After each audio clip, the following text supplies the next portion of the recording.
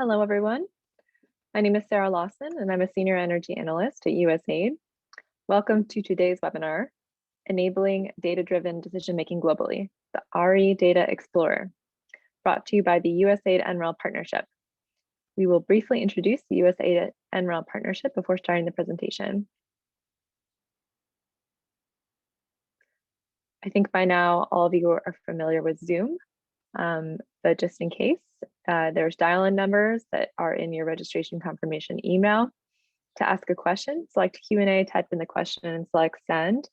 And please do ask questions throughout the presentation and we will take them at the end. If you have comments, you can chat us using the chat function, and a recording of the webinar will be available after the webinar concludes and on YouTube. Today's speakers, we have a great slate of speakers for you. Sadie Cox is a senior analyst at National Renewable Energy Labs and leads USAID NREL Partnership's work on the READY platform, which is what we call the Renewable Energy Data Explorer. Galen McLaurin is a geospatial data science group manager, and he will be speaking about the development of the new READY datasets. Nick Gilroy is a geospatial data scientist, also with NREL, and he'll be doing a READY platform demo. So if you're an energy data nerd, you have come to the right place. Dr. Irfan Yusuf is an advisor to the National Electric Power Regulatory Authority, or NEPRA, in Pakistan. Dr. Yusuf has vast experience and knowledge of renewable energy and the power sector and has been an avid user of the Renewable Energy Data Explorer data. So today he'll be speaking about how he and his team have used the platform for different applications in Pakistan. The USAID and NREL Partnership partner to deliver clean, reliable, and affordable power to the developing world. The partnership addresses critical aspects of deploying advanced energy systems in developing countries through policy planning and deployment and global technical toolkits. These free global technical platforms are all available online. There's 4 of them: Greening the Grid, which focuses on grid integration, iJEDI, which focuses on economic development, and the Resilient Energy Platform, which looks at resiliency in the electricity sector. Today, we'll be talking about the Renewable Energy Data Explorer, and I will pass it over to Sadie to tell you more about it. Great, thanks very much, Sarah, and welcome everyone to the webinar. So today we're very excited to be relaunching our RE Explorer platform with our upgraded RE Data Explorer analysis tool and data repository, and I'll talk more about those upgrades in just a moment. So RE Explorer is a broader web platform that houses our RE Data Explorer analysis tool, as well as curated knowledge resources and guides to support users in connecting data with decisions, as well as other services such as Ask an Expert, where we can provide light touch remote assistance on your questions related to renewable energy data analysis and decisions. So the USAID NREL Partnership more broadly also provides deeper technical assistance to our country partners to support various analyses and decision-making through use of the RE Data Explorer. Next slide. So the RE Data Explorer is a geospatial analysis tool that we developed in collaboration with USAID that brings together many data layers, such as renewable energy resource data, land use data, and power infrastructure data, just to name a few, to allow users to understand renewable energy potential in their country based on customized scenarios. The RE Data Explorer also serves as a repository for data sets, such as solar time series data that you'll hear more about today, that can be downloaded and integrated with other tools for deeper analysis to support grid planning or investment decisions, just to name a few areas, and to enable renewable energy deployment more broadly. Next slide. So today we're officially launching our upgraded RE Data Explorer with a number of new and very exciting features. So we've redesigned our user interface, and we went through a very detailed process to ensure the design would be more intuitive for our users. The processing times within the tool have been significantly improved, and analytic results that used to take approximately 10 minutes can now be delivered in around 30 seconds.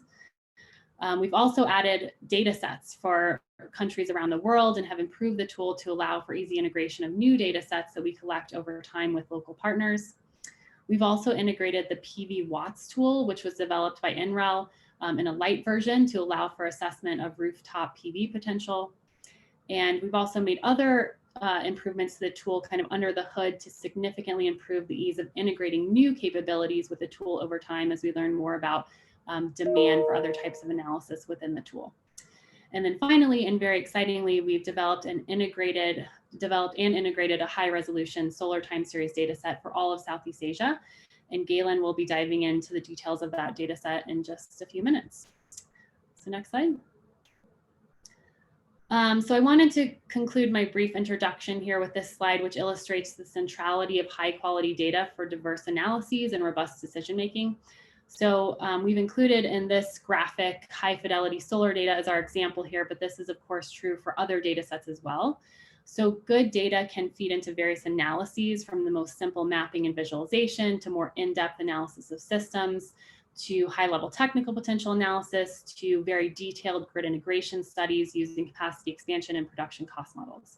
Each of these analyses built on good data can then translate into robust decisions ranging from early stage prospecting to target setting, to investment decisions, to long-term energy planning, and even operational decision making.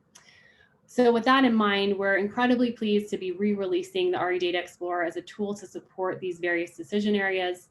And I'll now hand it off to my colleagues to talk about our recently developed high resolution Southeast Asia solar data set, to walk through the tool in more detail, and to discuss the value of the tool from a country level application in Pakistan.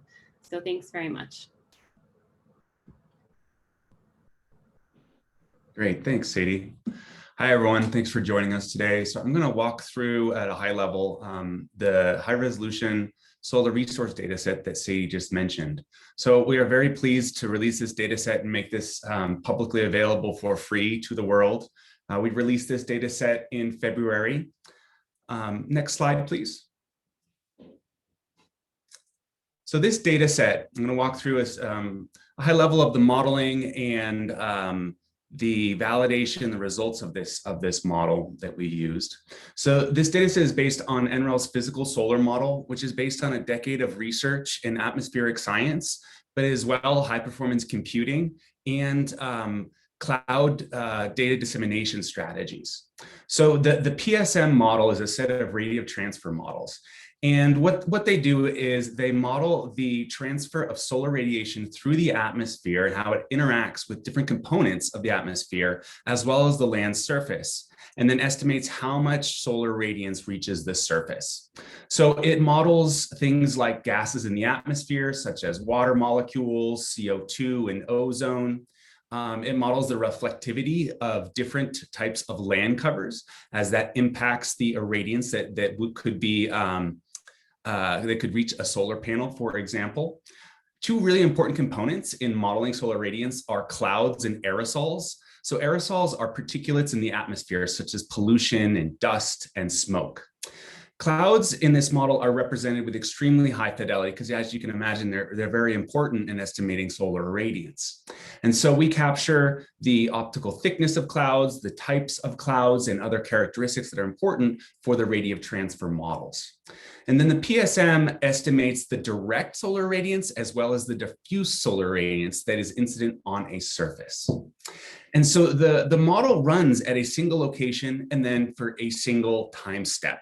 And then I'll explain how we put that together to create this huge data set that covers all of Southeast Asia, much of the Asian continent, Oceania, and most of the Pacific Islands. Next slide, please.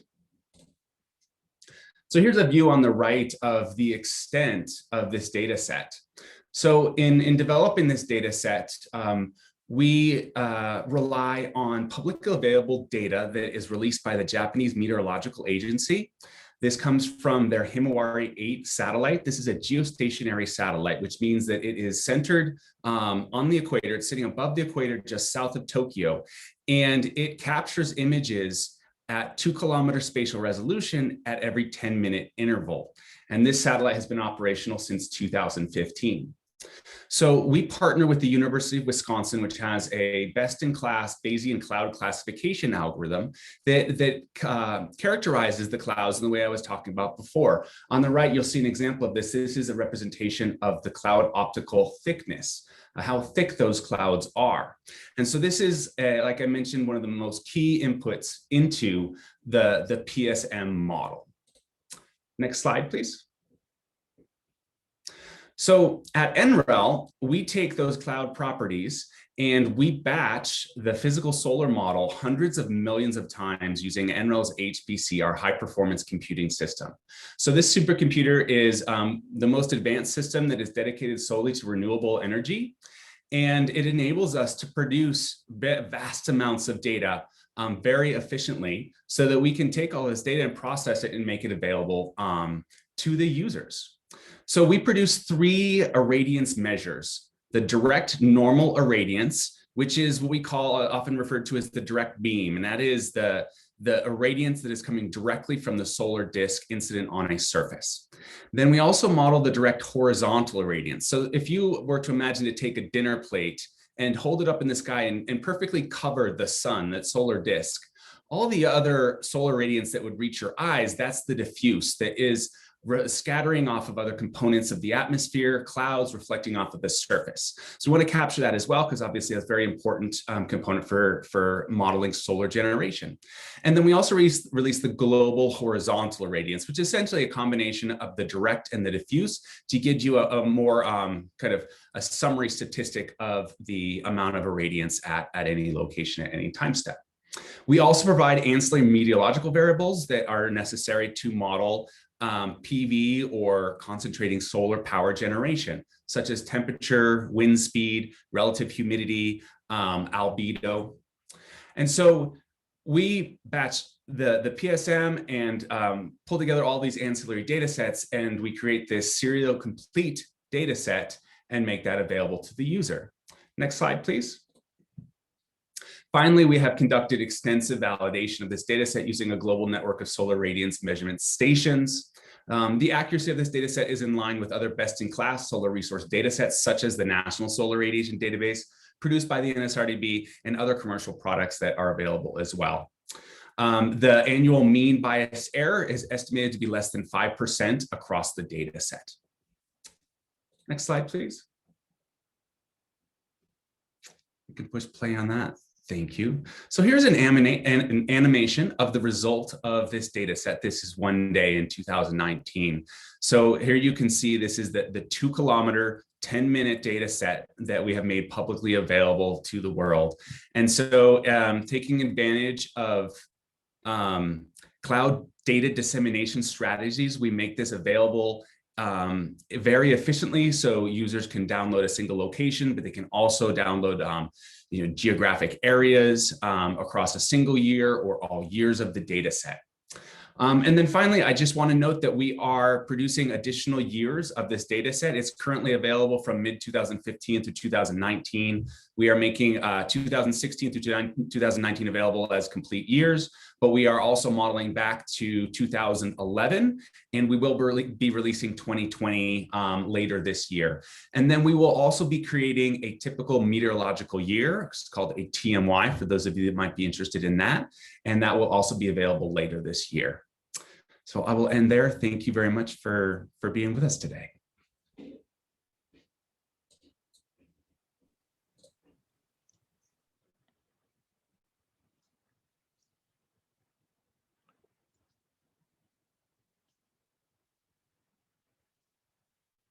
All right. Isabel, can you see my screen? Yep, we can see it. Thanks, Nick. Perfect. Well, thank you all for joining today.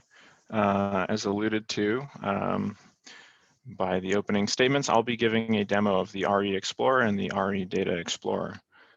So right now we're on the home page, and as Sadie said, we've redesigned the Data Explorer, and we've also consolidated it to be within the RE Explorer. Previously, I don't know if you recall, it was a standalone application, and so part of this redesign was trying to make a seamless user experience. And so as Sadie said, we have a home page.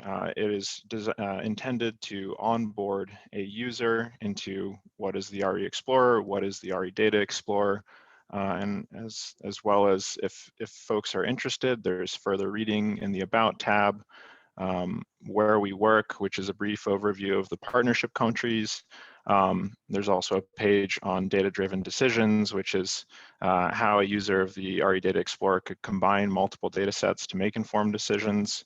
There's also a resources and training tab where a lot of our presentations and webinars and links for more information can be found there, as well as the Ask an Expert tab. So any comments or questions, please reach out to us. And then obviously I've glossed over this tab, but this is where we're going to spend the majority of our time today, which is in the Data Explorer itself. So I'll simply click this tab. And here we are, same thing, there's that same nav bar at the top. And so what I'm gonna do is I'll briefly orient you into kind of the primary controls of the RE Data Explorer, and then I'll start to work through some examples of how you might select a country, ingest some data layers, how you might run a technical potential scenario, and how you might actually access the Himawari dataset and download it for offline use. So that's what I would like to cover today. So when you come to the Data Explorer, you're met with a little bit of this brief survey. It is completely optional, but it is very useful for us to engage with our users, and a lot of the redesign was driven by the users. We heard from a lot of you about requests of new features and things we might be able to do. So I would encourage you, if you're interested in staying up to date on what is happening in the Data Explorer, as well as offering suggestions of future improvements or data sets or analytical capabilities, please reach out to us. We'd like to hear from you. So I'm just going to close this out for now. So the main website has a top nav bar for navigation, but the Data Explorer itself is driven by a left-hand navigation. And so there's some icons here, and once you get familiar, you'll have that familiarity of what all of these icons mean. But in the meantime, I'm going to expand this arrow on the left-hand side, the very top icon, and it opens up and it gives me a sequential list of all the capabilities here in the tool.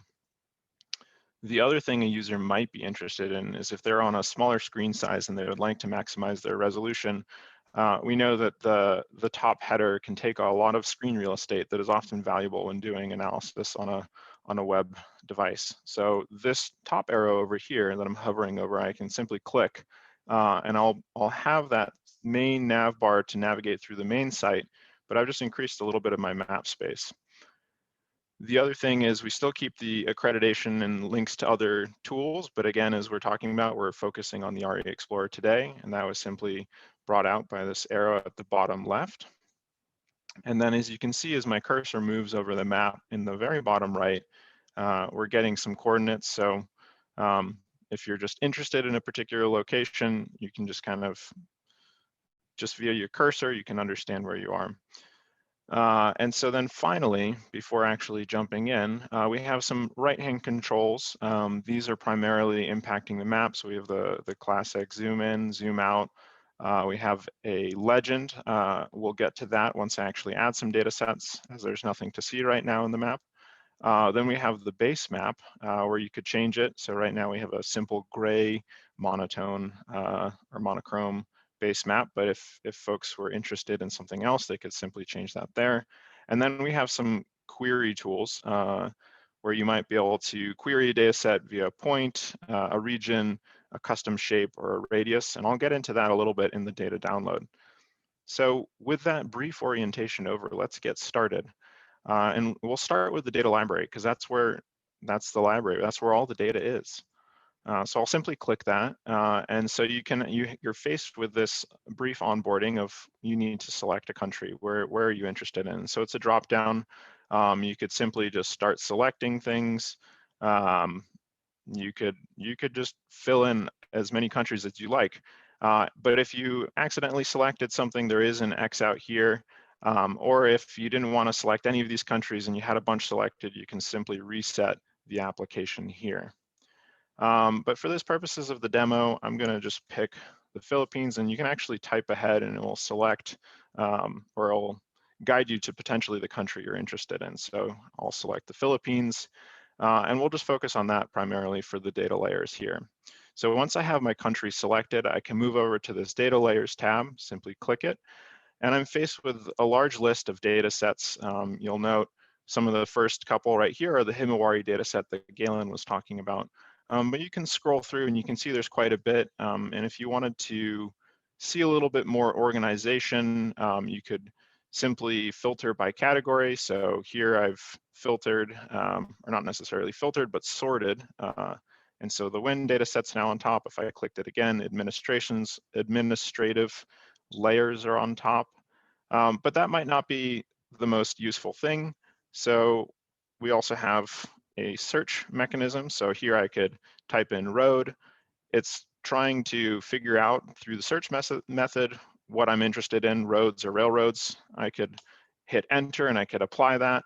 But I could also just select that layer. And I've turned on some roads now. I actually don't need this filter anymore, but maybe I'm interested in elevation. So I can do this. And here we go. Here's elevation. I'll turn that on again, just simply by clicking this checkbox over on the left-hand side. And as you can see, it's turned on. And let's add one more data set. So let's add the Himawari. Ooh. So let's see, there's quite a few, but I'm looking for the GHI, the Global Horizontal Irradiance, and so I'll add that one. And so now you can see I've stacked quite a few layers in my map over here. And I've got, the map is on the right-hand side, but I maybe want to maximize the screen real estate. So I'll go back over here, I'll collapse this. I can close out of the data library for the moment. I'm going to drag the map over a little bit to the left, and I'm going to pop out my legend. So now all the data sets that I added are there, the Himawari, the elevation, and the roads. But maybe I actually want to see the roads and I can't because the Himawari data set's on the top. So I could, there's two buttons here. I could move a layer to the top of the list, or I could just simply move it up one. In this case, I think I want to see it at the top of the list. So I simply selected that, and roads are all of a sudden at the top. And maybe I'm interested in Cebu City. So I'm just going to zoom in, kind of orient the map in a place that I'm potentially interested in understanding more about the resource availability there. And as you know, there's still that elevation layer, but I can't quite see it. So what I'm going to do here is I'm going to play a little bit with the opacity. So there's a slider here on every single layer, and I can just simply drag it, and I can start to see the other elevation layer peek through, and I can see it's quite a mountainous region outside of the city. So it could be good for solar development, but I'm not maybe entirely sure yet. So another thing I could do is run the tech potential tool. So kind of coming back over here, I'll pop this one out just so you can see the names of all of them. This one here, I'm just going to skip over the query and the download, but I'll come to technical potential. And so I'm going to just run a few things for the region of Cebu. So I'll click technical potential, and I'm faced with an intro. So this orients me to what the tool is doing. There's outbound links to the model itself, which is the REV model, the renewable energy potential model, and technical potential is just one subset within that model. There's some other outbound links to the paper itself, but this is just designed to give a brief introduction into what's happening here. So I'll get started. I feel comfortable. And so now I'm faced with a form that I just need to work through, very simple. For this case, I'm going to do Cebu run 1, and I need to select a country. So I'm going to do the Philippines. And then I need to select a region. Here I could do, if I was interested in the whole country, I could do the select all or deselect all, but I could also just simply type Cebu, hit enter, and then the resource type. So you could do solar or you could do wind. In this case, I'm going to do solar. And then I need to understand which technology type I'd like to use, concentrating solar power or a fixed tilt PV system. In this case, I'm going to go with the fixed tilt PV. And then I can see just kind of orienting me along the process. I'm in step 1 of 3. I'm ready to move on. All my fields are filled out. I'll click next. And then I'm here in the limit parameters. All of these are optional, and they're set to a reasonable default, but a user on the ground might have a better understanding of what's going on, and so they might want to manipulate these to some extent. For now, for this use case, I'm simply just going to leave it at the default, but I will come back to this and run a quick simulation where I adjust some of these parameters. So I'm in step 2. I'm comfortable with the defaults. I'm going to click next. Here is where I could exclude areas. So there's a user is given a list of various land types, and if they were simply to check one of these, again, you could select all or you could deselect all. You could exclude that from this analysis. And so you would say, I do not want to know the developable potential of a fixed tilt PV system in that land area. I'll leave it just considering all land types for now. And I'm ready. I'm in step 3 of 3, and I'm ready to run the analysis. So I'll click Run Analysis. Now this can take a few seconds to several minutes, depending on how big of a region you've selected, if you're running an entire country versus just a single region. In this case, as I said, I was just running Cebu, so that was relatively quick. I'm given some tabular data, just kind of referencing what's going on here. And so you can see in the map, it's a little bit hard to see. Let's put the opacity down on that Himawari data set. And you can see now what we're looking at is that result. That's the region of Cebu. And so it looks like there is some great potential there. But I had also noted, and again, I can play with this opacity slider, that it's a mountainous region. So I'm just going to quickly run a new analysis. Cebu run 2. Again, going to the Philippines, selecting that region, solar, fixed tilt PV, next, and I'm going to say, I'm going to give it a max slope of, I guess 16%. Maybe I don't want to send in a lot of development crew to manipulate the land surface to make it a flat surface for the land. So I'm going to give it a max of 16. So I'm just going to go ahead with that and then see what happens there.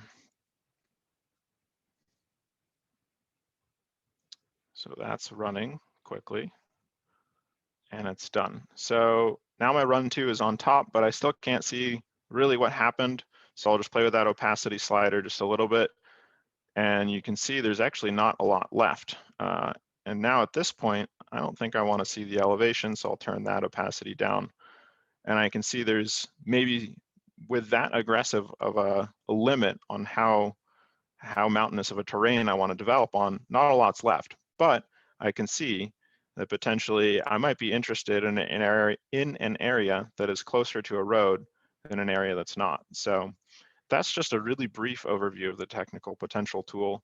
I'm happy to answer questions at the end for further information, but for the sake of time, I'm going to quickly move on to downloading a data set. So I'm going to move over to this download tool. And for the Himawari data set, it's a very large spatial temporal data set. As you saw in Galen's presentation, it covered that region of Southeast Asia, as well as going down to a 10-minute interval. So it's a big data download. You could download other data sets. So like the elevation data set would just be simply a ready layer. Whereas if I was interested in downloading a technical potential result, that would be this download type. But for the Himawari, it's big data download. And so I'm just going to simply input a valid email address. So there's my email address. And the reason why we ask for a valid email address is because we actually generate the data and then we send you a link to download it. So if you don't input an email address that you have access to, you will never receive that download link to get access to that data. So I know that I want the big data download and I have a valid email address. So I'm going to click Get Started. And then I need to select the big data download type. There's quite a few here, but as I said, we're interested in Himawari. So I'm just going to click this one, and the map is now zooming out and showing me that entire data set. So you can see, I'll close that legend. You can see that's the full extent of the data set. And then similar to the query tools, I'm faced with how I might want to download this data set, a point, a rectangle, a custom shape, or a radius. So I'll zoom back in because I'm still interested in the Philippines. We'll let the data set render a little bit at various zoom levels, and I'll select this region tool and I'll simply draw a shape on the map. And it's telling me that it found 54 sites. And then maybe I'm not comfortable with that area that I selected, so I could simply just select that rectangle again, click, and drag somewhere else. Maybe I'm actually interested in finding out and downloading the data set here. So it told me it found 63 sites. I'm comfortable with that area, and I'll click next. And so now I can select attributes within the data set. As Galen was saying, there's quite a bit here. There's the cloud type, there's temperature, there's the actual irradiance values from GHI, DNI, and DHI. In this case, I just want to select all of them. I don't want to filter the data set through the tool. I just want to see everything there is. And then as Galen said, there's quite a few years you could download. Maybe I want all of them. And then the interval, maybe I don't want it aggregated to 60 minutes. I want just the finest temporal resolution, and that's 10 minutes. And so now you note that I'm exceeding the download size. And so that's just a cue that we don't want a user to wait multiple days to download the data set. So to fix that, I'll simply say, maybe I actually wasn't interested in 2016, and maybe I actually wanted 30-minute data. And so then all I have to do is simply click download, and then it will give me a notification up here that the data set is being generated, and that an email will be sent to me with a link to download it when it is ready. And so I'm going to pause there because I know I'm a little bit over time, but I'm happy to answer any questions at the end, and thank you so much for following along.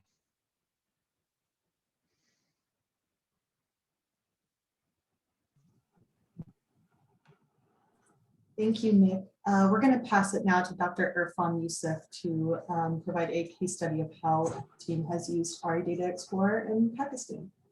Back to you, Dr. Irfan. Yeah, thank you, Isabel, Karen, Sati, Nicholas, for setting the pace for this workshop and providing me the opportunity to let the participants know how, as Pakistan, we've used the capabilities of ARI Data Explorer and how has it been useful for selecting renewable energy prospective sites. Next slide, please. Before that, I'll just be touching the brief history about ARI Data Explorer, how it was conceived in Pakistan and how it finally disseminated for practical utilization. In 2013, the annual team discussed the idea that for Pakistan, they wanted to include in this data explorers activity. The idea was well conceived, and we took the policy decision that we would be engaging with NREL for this kind of online tool that is going to provide a very good option for the developers and the policymakers to quickly make the decisions. In 2015, the first module was developed that was based upon the NREL data, which was made available through an exercise that, conducted with the support of USAID. It continually updated, taking lead from the exercise that World Bank undertook. They carried out data collection and the data activity.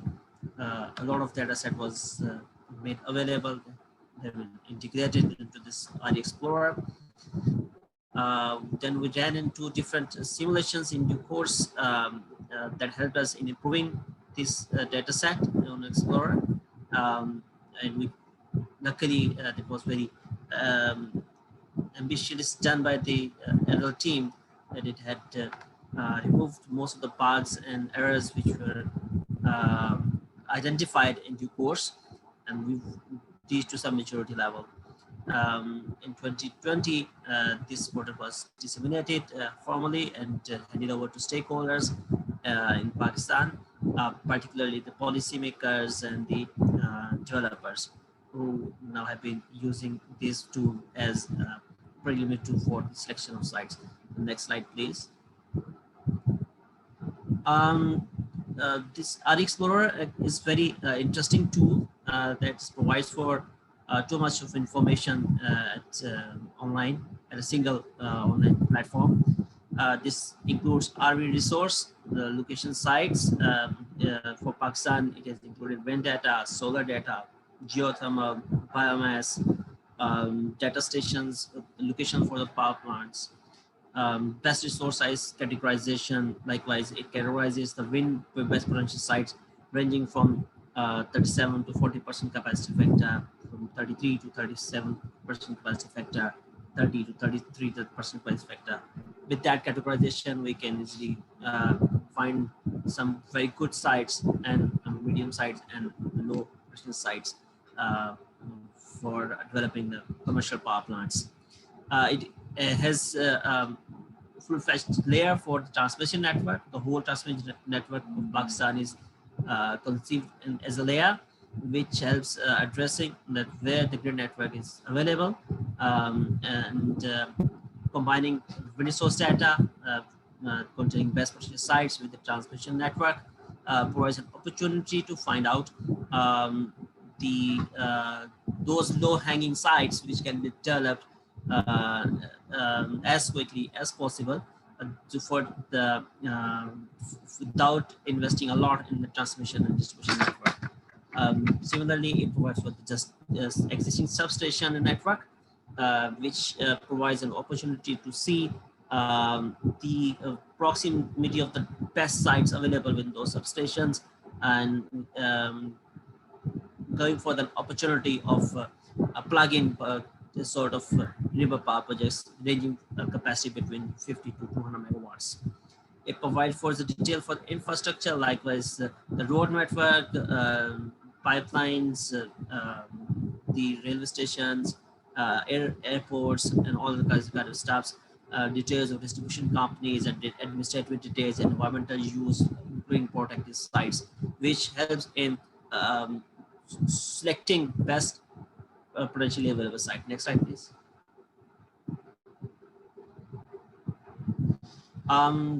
As a case study, this tool has been used for 4 purposes in Pakistan so far. The first one was particularly it has been used for the Balochistan province.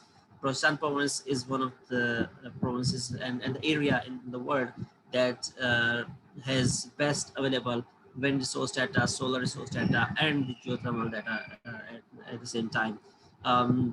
For this particular study, we used wind and solar data as a benchmark, and we tried to identify the best sites available that can be developed for, first of all, the commercial power plants. We identified utility scale wind power projects. You can easily locate the marks within the province. And this contains the best sites that can be developed as the renewable energy zones. These zones have now been picked up for further development and commercially taken up for the competitive bidding. We found out the grid proximity, then assessed the levelized cost of energy within those areas so that we can bank upon the best sites for the electricity generation.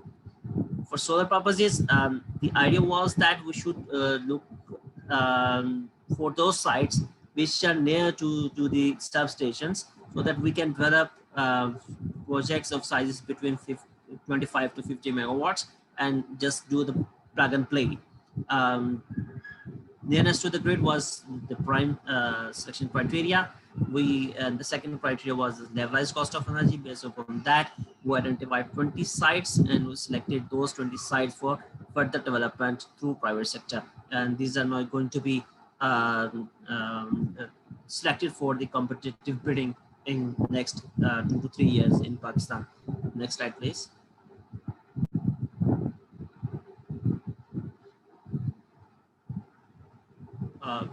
Isabel, there's one slide missing. This is regarding to off-grid. Let's see here. Give me 1 second. Oh, there we go. Okay. Here we go. Yeah, this one. Yeah, this was an exercise we did for the purpose of, because Balochistan is an area where more than 70% of the area is off-grid. The population is residing there in Pakistan. We, as per our commitment under the Sustainable Development Goals, have to provide grid access to each and every citizen and have to provide electricity. that initiative, we identified took an initiative sites with potential that can be harnessed for generation of electricity through different applications like microgrids or standalone systems. You can easily see the areas where there are no lines, and these areas basically are the areas where grid is not there, and we identified at least 18 sites where the 900 villages are there, and we assess that in those 900 villages, the grid access is going to be very cumbersome in next 15 to 20 years. We then worked out the levelized cost of energy for providing electricity to those areas, and identified 18 potential areas having access to 78 villages that can be electrified using microgrids, and a number of sites for off-grid electrification like solar water pumps. Similarly, in those areas, the population had been using diesel gen sets for pumping water and having some kind of orchards and small-scale agriculture. What we did, we piloted the water pumping there. Since the grid was not there, we designed specific orchards with drip irrigation systems and solar water pumps, worked out the cost of energy of the solar systems, and then conceived a plan to develop more than 800 water pumping sites there to irrigate the land within their homes. Next slide, please.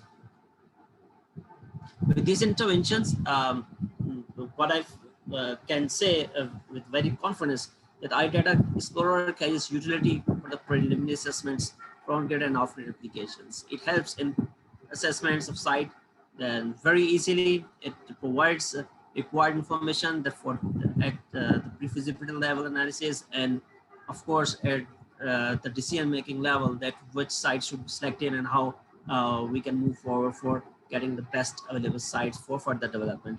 It helps us in developing the RE zones with diversified resources like wind, solar, and geothermal.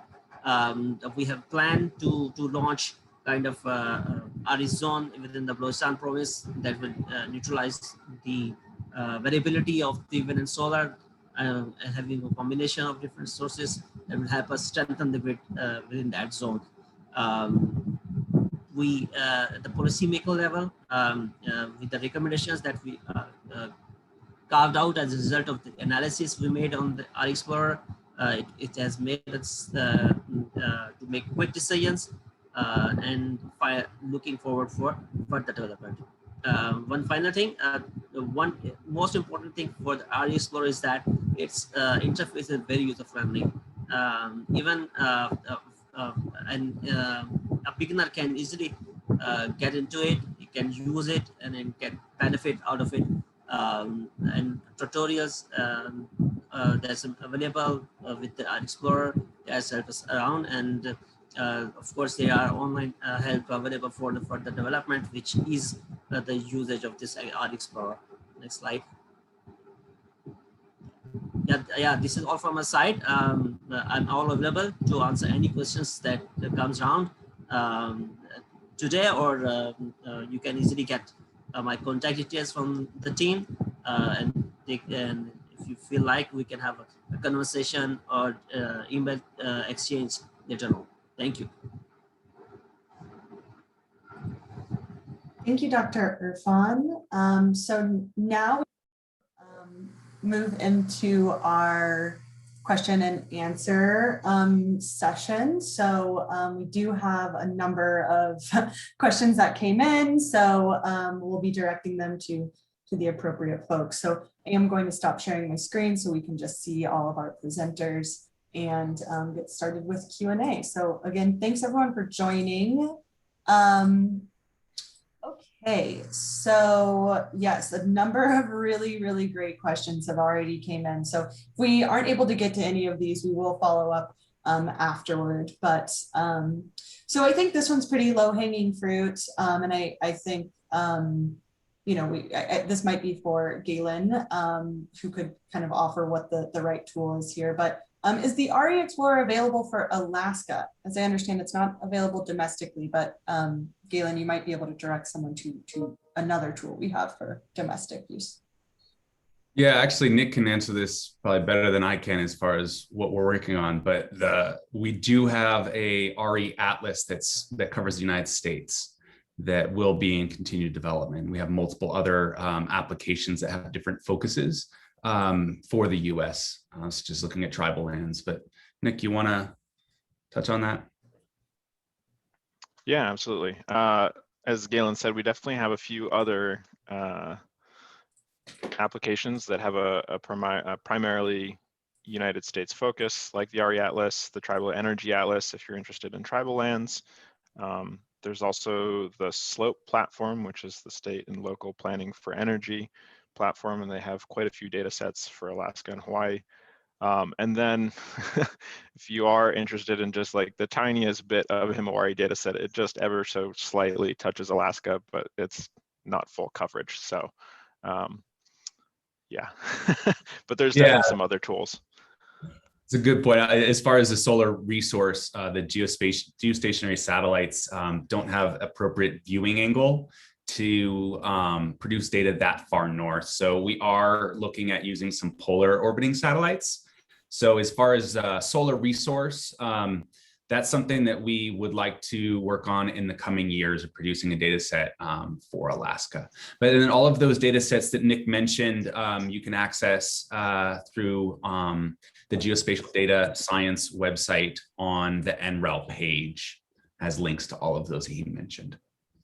So Isabel, I was reading through here and I was thinking I can try and hit on a couple questions all at once that were kind of related. So the first one about bias error and wind time series within the African continent.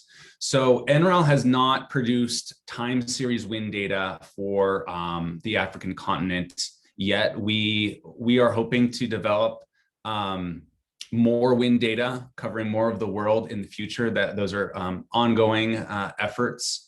So currently what we make available is from the World Bank's Global Wind Atlas, which is a really high quality data set.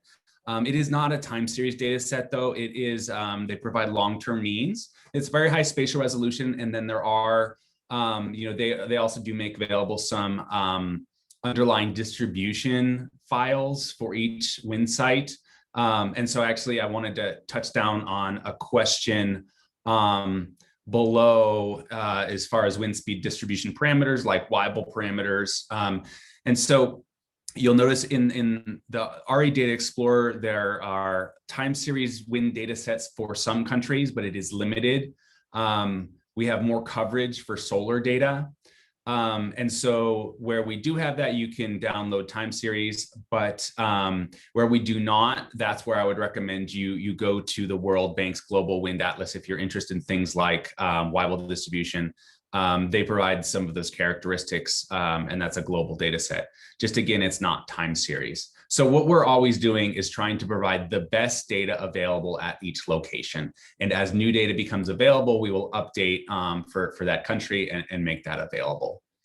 And then so related scope for to make wind and solar available for other parts of the world. So we have released 3 years of data based on the Meteosat satellite that covers Africa and Europe and Central Asia, South Asia, and the Middle East. And so that data set, like I said, is 3 years of time series data that is available. And the Himawari data set, obviously, like, as I presented. And then as far as wind data, like I mentioned, it is just kind of different pieces that we have covering, you know, we have India and Bangladesh, we have Vietnam, we have parts of North America. So that will continue, but I don't really have a good timeline as far as when more wind data will be made available. Let's see, I think that might be everything that was kind of in that space. Oh, one more question here about is the data bankable, which is a great question. So I think this is coming from more the developer perspective. And yes, this data is like I presented is in line with other commercial data sets that are used to produce a bankability portfolio for a project. And so downloading the Himawari data, it is definitely at that level of accuracy. You probably would need to wait until we release the 10-year record, because bankability typically is relying on a longer time series, usually 10 years. And so we will be releasing that full 10-year data set later this calendar year. Cool, thank you, Galen. And yeah, we did also get a couple questions in just kind of on the more user level. So this one I see has a couple upvotes. Is there an API available for the RE Data Explorer?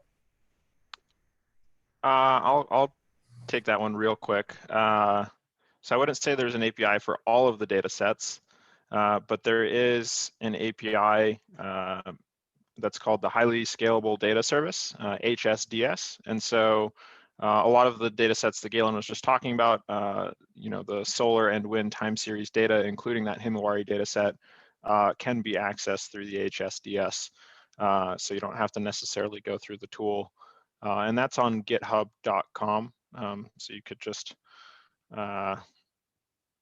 search for HSDS, and it's a public repository with a lot of examples of how to work with that API and get access to some of that high fidelity data sets.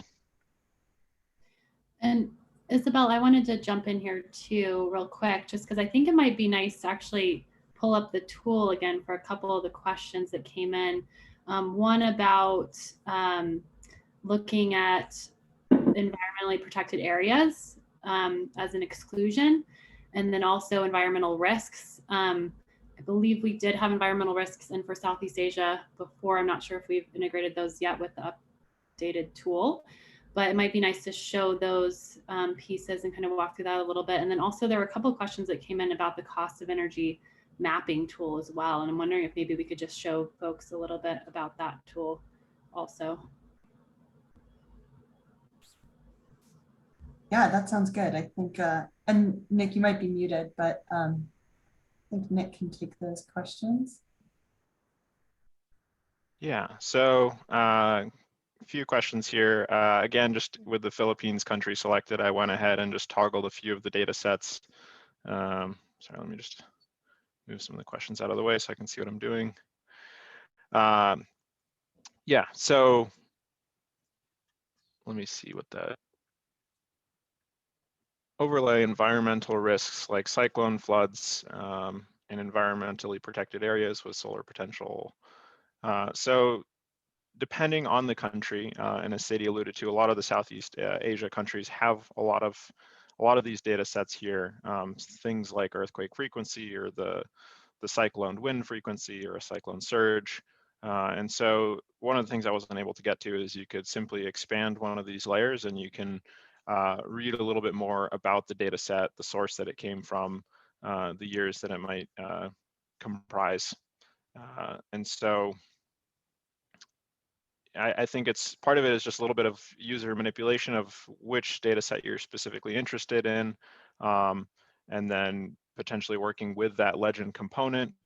So I think I have probably too many things on right now. So let me just turn a few things off. Let's see. Where that was. So now we're just looking at surge. Let's see, and I can just sort real quick. I think I turned off everything, but I'll turn on that technical potential run. Where am I?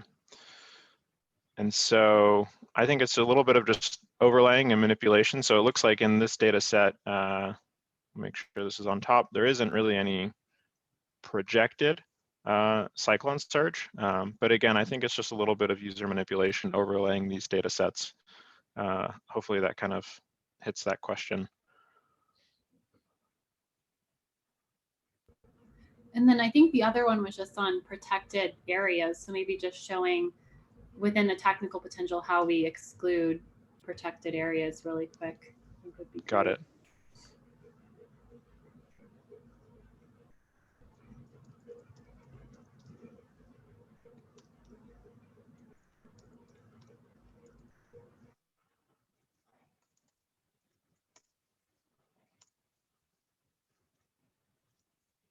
So once again, just kind of working through that form, making a new run. And so we'll maybe leave these defaults here, but so we have, I think in the case of the Philippines, there isn't protected areas. I think it is a little bit country specific, which one of those show up. So I can't recall off the top of my head why we don't have protected areas necessarily for the Philippines, but I do know that other countries have that as a parameter that you could exclude. But potentially you might not be wanting to develop something in a mangrove forest for solar, or you might not want to disturb a perennial crop. So there's things like that that you could exclude. So I'll do a few of these, and I guess we can run this analysis. Trying to recall which of the countries have the protected areas layer, but I know we do for Mexico, but that wouldn't be with the new data.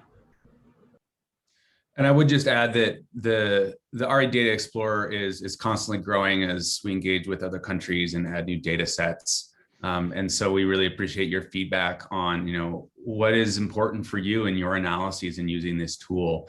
And that allows us to source more data sets and improve it in the future if there's something missing that would be valuable to you.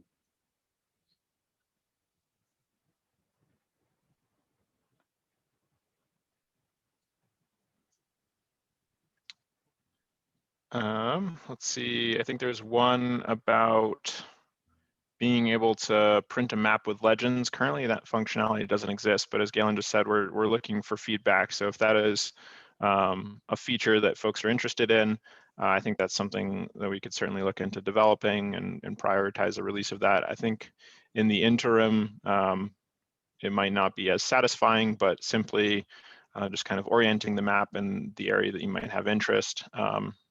And then just making sure the layers you have are what you want, and then you could simply take a screenshot. So something like this, I'm taking a screenshot of my screen.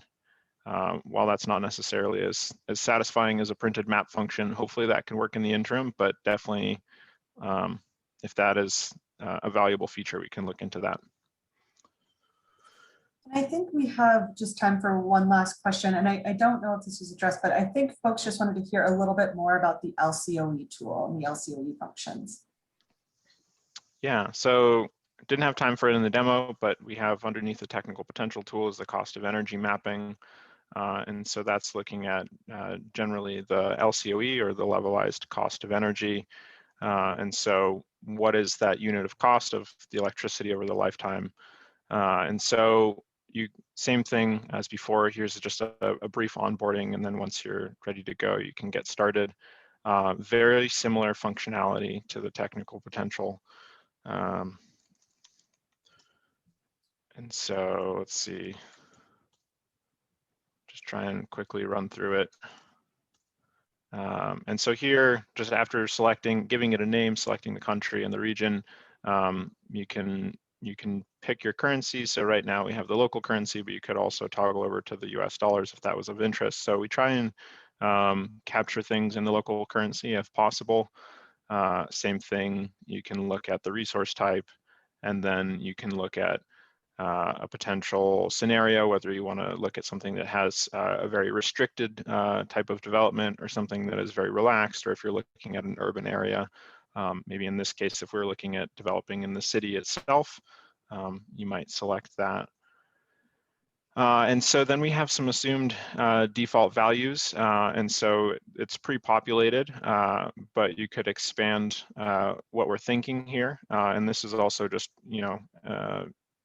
user judgment or technical expertise judgment if you want to override these values, but we have the inflation rate and the tax rate and so on and so forth. So you might fill out this, and if you want to, you could add items. And then I know briefly there's a question about parameters, how to know when to change them. And so I'll try and address that here with some of the fields, or a lot of the fields, have these question marks, and if you simply hover your cursor over them, they will give a brief description about what that field is looking for, what might be some acceptable parameters, when might you adjust something, and so on and so forth. And so I'll just kind of breeze through, but a user probably would not. They'd want to take a little bit of time, understand what they're building. If there's a discount rate, what is the lifetime of the project? Again, we're thinking 20 years here, but maybe a local developer knows something that we don't. And so then you could run it. And I'll just kind of quickly adjust the map. And you can see the data has been added on top of everything else. So I'll just turn down the opacity of that teapot run. And so you can see just the potential cost of developing a system in the local currency, where it might be advantageous actually not to develop, even though we selected an urban scenario, we might not actually want to develop in the city area. It might be more cost effective to develop something a little bit outside of the city, even though an urban scenario was selected. You know what, there's a couple additional questions here about the LCOE tool, and I just want to clarify that this is really meant as a high-level screening tool, and this analysis is extremely useful when you're looking at it in relative terms between different regions or different areas. But as you can imagine, as with advanced stages of development, you're going to have a much more complicated financial model that captures some of the the components of different questions in the chat here.